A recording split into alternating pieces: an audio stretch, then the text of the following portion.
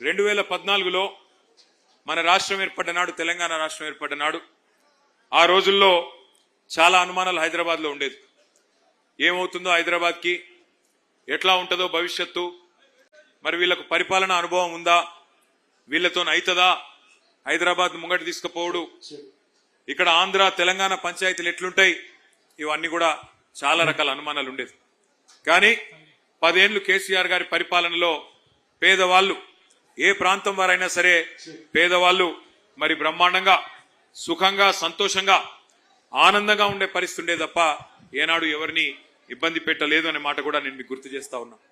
ఉదాహరణకి ఎక్కడన్నా తెలిసో తెలియకో ఒక పేద బిడ్డ, ఏదో గ్రామీణ ప్రాంతం నుంచి వచ్చిన వాళ్ళు కావచ్చు, లేదా హైదరాబాద్లోనే ఇతర ప్రాంతాల నుంచి వచ్చిన వాళ్ళు కావచ్చు, ఏదన్నా గవర్నమెంట్ జాగాలో తెలిసో తెలియకనో మరి 20 గజాల్లో, 30 గజాల్లో, 40 గజాల్లో ఒక గుడిసెనో, ఒక షెడ్డో, ఒక ఇల్లు కట్టుకుంటే ఒక మనసున్న ముఖ్యమంత్రి కాబట్టే కేసీఆర్ గారు ఆనాడు జీవో నంబర్ 58, జీవో నంబర్ 59 కింద 2.5 లక్షల మంది పేదలకి ఇదే హైదరాబాద్ మహానగరంలో పట్టాలు ఇచ్చినారు అనే మాట నేను మీకు గుర్తు చేస్తా ఉన్నా. 1 కాదు, 2 కాదు, 2.5 లక్షల మంది పేదలకి పట్టాలు ఇచ్చిన మహానాయకుడు కేసీఆర్ గారు. మరి ఈరోజు కాంగ్రెస్ ప్రభుత్వం వచ్చింది, 2.5 ఏళ్ళు అయింది. ఈ 2.5 ఏళ్లలో ఒక్కసారి ఆలోచన చేయండి.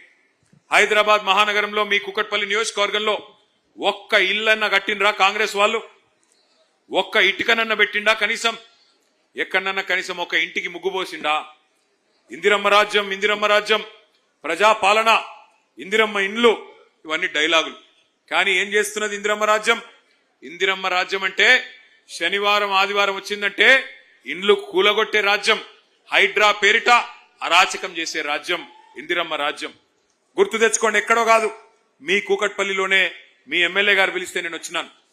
బుచ్చమ్మ అని చెప్పి ఒక మహిళ, బుచ్చమ్మ ఒక మహిళ, పాపం ఆమె ఇంటి మీద నోటీస్ వేసినారు హైదరాబాద్, నీ ఇల్లు కూలగొడతామని చెప్పి. ఆమె సొంత ఇల్లు కూలిపోతుందనే బాధతోని వాళ్ళ బిడ్డ ఇంటికి పోయి బాలానగర్లో ఆత్మహత్య చేసుకున్నది, ఉరిపోసుకున్నది, భయంతోనే చచ్చిపోయింది. అట్లా ఒక బుచ్చమ్మ గారు కాదు, ఇవాళ రాష్ట్ర వ్యాప్తంగా వేలాది ఇండ్లు, అది ఖమ్మంలో వెలుగుమట్ల కావచ్చు, మహబూబ్ నగర్ లో ఉండే దివ్యాంగుల కాలనీ కావచ్చు, హైదరాబాద్ లో హైడ్రా పేరిట, మూసీ పేరిట చేసే అరాచకం కావచ్చు. కట్టిన ఇండ్లు ఒక్కటి కూడా లేదు హైదరాబాద్ లో, కానీ కూలగొట్టిన ఇండ్లు ఎన్నున్నాయంటే వేలాది ఇండ్లు. ఇవాళ గరీబోళ్ళ ఇండ్లు, గరీబోళ్ళ కొంపలు ఇష్టం వచ్చినట్టుగా ఈ 2.5 ఏళ్లలో కూలగొడుతున్న ఒక చెత్త ప్రభుత్వం, దుర్మార్గమైన ప్రభుత్వం కాంగ్రెస్ ప్రభుత్వం. నాకంటే బాగా మీకే తెలుసు, పెద్దలు కేసీఆర్ గారి నాయకత్వంలో ఆనాడు పేదవాళ్ళని కడుపులో పెట్టుకుని చూసుకునే ప్రయత్నం చేసినాం. మనకు కాంగ్రెస్ ప్రభుత్వం ఆనాడు దిగిపోయే నాడు మరి 200 రూపాయల పెన్షన్తో పేదలను వదిలిపెట్టిపోతే కేసీఆర్ గారి ప్రభుత్వం వచ్చిన తర్వాత, మన రాష్ట్రం వచ్చిన తర్వాత ఎంత చేసుకున్నాం పెన్షన్? మనం ఎంత పెంచుకున్నాం? ఎంత అయింది గట్టిగా చెప్పాలా? 2000 చేసుకున్నాం. 200 నుంచి 10 రెట్లు పెంచుకొని 2000 చేసుకున్నాం. మరి రేవంత్ రెడ్డి ఆ 2000 తీసుకునే పేదవాళ్ళందరినీ బుట్టలో వేసుకోవడానికి, వాళ్ళ ఓట్లు దండుకోవడానికి ఏం చెప్పినాడు ఆ రోజు? అత్తకి 4000, అత్తకి 4000, కోడలికి 2500 అన్నాడు. ఒక్కరికన్నా కనీసం 2.5 ఏళ్ళు అయిపోయింది, ఒక్కరికన్నా 4000 రూపాయలు ఎక్కడన్నా వచ్చినాయా? ఎక్కడన్నా కోడలి పిల్లకి 2500 వచ్చినాయా? నేను మన్నీ మధ్యన మన కార్యకర్త ఒక ఆయన పెళ్లి చేసుకుంటే పెళ్లికి పోలేదు, ఆ తర్వాత సూర్యాపేట పోయినప్పుడు సరే కొత్తగా పెళ్ళయింది కదా ఆశీర్వదిద్దామని వాళ్ళ ఇంటికి పోయినా. ఇంటికి పోతే అత్త కోడలు ఇద్దరు కూడా చాలా కోపంగా ఉన్నారు ఒకరి మీద ఒకరు. నాకు అర్థం కాల, కొత్తగా పెళ్ళయింది, అప్పుడేం పంచాయతీలు ఉంటాయని నేను అనుకుని ఆ అత్తమ్మని అడిగిన, ఏం పెద్దమ్మ కోడలి పిల్ల బాగుందా కొత్త కోడలని అడిగిన. ఏం కోడలన్నా, వస్తే 2500 తెస్తుంది అనుకున్నా, 2500 లేదు, ఏమీ లేదు, ఉత్త చేతులతో వచ్చిందని ఆమె అన్నది. ఆ కోడలి పిల్ల కూడా మహా గడుసు పిల్ల ఉన్నది. ఆమె అంటున్నది, ఆ అత్తమ్మ నువ్వు కూడా 4000 తెస్తావు అనుకున్నా, నీకేమైనా 4000 వచ్చిందని ఆ పిల్ల అంటున్నది.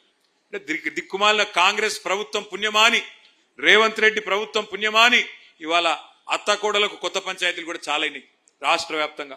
అట్లే అత్త కోడలు ఇద్దరినే కాదు, రాష్ట్రంలోని ప్రతి వర్గాన్ని అబద్ధపు మాటలు చెప్పి, అలవిగాని మాటలు చెప్పి నోటికొచ్చిన చెత్తవాగుడు వాగి కేసీఆర్ 10,000 ఇస్తే నేను 15,000 ఇస్తా, కేసీఆర్ 2 పంటలకు ఇస్తే నేను 3 పంటలకు ఇస్తా, కేసీఆర్ 24 గంటల కరెంట్ ఇస్తే నేను 48 గంటల కరెంట్ ఇస్తా అని నమ్మబలికి ఓట్లేయించుకొని ఓడ మీద ఉన్నప్పుడు ఓడమల్లన్న, ఓటుకెక్కినాక బోడమల్లన్న అన్నట్టు ఇవాళ మొత్తం రాష్ట్రంలోని ప్రతి వర్గానికి ప్రతి మనిషికి శటగోపం పెట్టి మోసం చేసింది కాంగ్రెస్ ప్రభుత్వం. ఒక్కసారి గుర్తు తెచ్చుకోండి. ఇదే కుకట్పల్లిలో ఆనాడు కేసీఆర్ గారు ముఖ్యమంత్రి కాకముందు మంచినీళ్ళకి ఎన్ని తిప్పలుంటుండే ఒక్కసారి గుర్తు తెచ్చుకోండి. ట్యాంకర్లు, బిందెల ప్రదర్శనలు, ఎండాకాలం వచ్చిందంటే జలమండలి ముందు ఖాళీ కుండలు ఖాళీ బిందెలతోని మా ఆడబిడ్డలు పోయి ఆనాడు పీజేఆర్ గారి నాయకత్వంలో ధర్నాలు చేసిన దుస్థితి ఉండేనా లేదా ఒక్కసారి గుర్తు తెచ్చుకోండి. కానీ అదే కేసీఆర్ గారు వచ్చిన తర్వాత ఎంత బ్రహ్మాండంగా రూపాయికే నల్లా కనెక్షన్ ఇచ్చి 20,000 లీటర్లను ఉచితంగా ఇచ్చి శివారు ప్రాంతాలలో దాదాపు వేలాది కోట్ల రూపాయలు ఖర్చు పెట్టి మీ మంచినీళ్ల గోస తీర్చిన మాట నిజమా కాదా ఒక్కసారి గట్టిగా చప్పట్లతో కేసీఆర్ గారికి చెప్పాలని చెప్పి నేను కోరుతా ఉన్నా. కేసీఆర్ ప్రభుత్వం రాకముందు ఏ అపార్ట్మెంట్కి పోయినా డీజిల్ గబ్బు, జనరేటర్లు, ఏ చిన్న దుకాణానికి పోయినా ఇన్వర్టర్లు, ఎండాకాలం వచ్చిందంటే పంకా కూడా తిరగలేని పరిస్థితి. కానీ అదే కేసీఆర్ ప్రభుత్వం వచ్చినాక సంవత్సరం తిరగకుండానే 24 గంటల కరెంట్ ఇచ్చిన మాట వాస్తవమా కాదా? ఇచ్చిన మాట వాస్తవమా కాదా? నేను ఇవాళ మీ అందరికీ కూకట్పల్లిలో వాగ్దానం చేస్తా ఉన్నా, మళ్ళీ తిరిగి వచ్చేది 2028లో ముమ్మాటికి గులాబీ జెండానే వస్తుంది, కేసీఆర్ గారు ముఖ్యమంత్రి అవుతారు. నేను మీకు వాగ్దానం చేస్తా ఉన్నా, మీ ఎమ్మెల్యే గారు ముందే చెప్తా ఉన్నా, 24 గంటల కరెంట్ ఎట్లా అయితే ఇచ్చామో హైదరాబాద్ మహానగరంలో 24 గంటలు మంచినీళ్ళు ఇచ్చే బాధ్యత కూడా నాది అని చెప్పి నేను మీకు విజ్ఞప్తి చేస్తా ఉన్నా. తప్పకుండా ఇది చేసి చూపెడతా అని చెప్పి కూడా మా ఆడబిడ్డలందరికీ నేను వాగ్దానం చేస్తా ఉన్నా. అనుకుంటే అసంభవం ఏమీ కాదు. 65 ఏళ్లు కాంగ్రెస్ వాళ్ళు కరెంటు కూడా ఇవ్వలేకపోయినారు.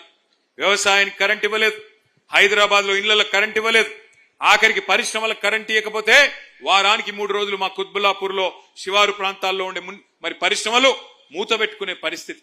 అందుకే నేను మీకు చెప్తా ఉన్నా, 24 గంటల కరెంట్ ఇచ్చింది కేసీఆరే, రేపు మళ్ళీ 24 గంటల నీళ్లు హైదరాబాద్ మహానగరంలో ఇవ్వబోయేది తిరిగి మళ్ళీ కేసీఆర్ అనే మాటను మీకు విజ్ఞప్తి చేస్తా ఉన్నా.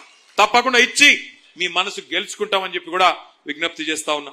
1, 2 కాదు, ఒక మంచి నీళ్లు కరెంటు మాత్రమే కాదు, హైదరాబాద్ లో ఎన్ని పనులు చేసుకున్నాం మనం.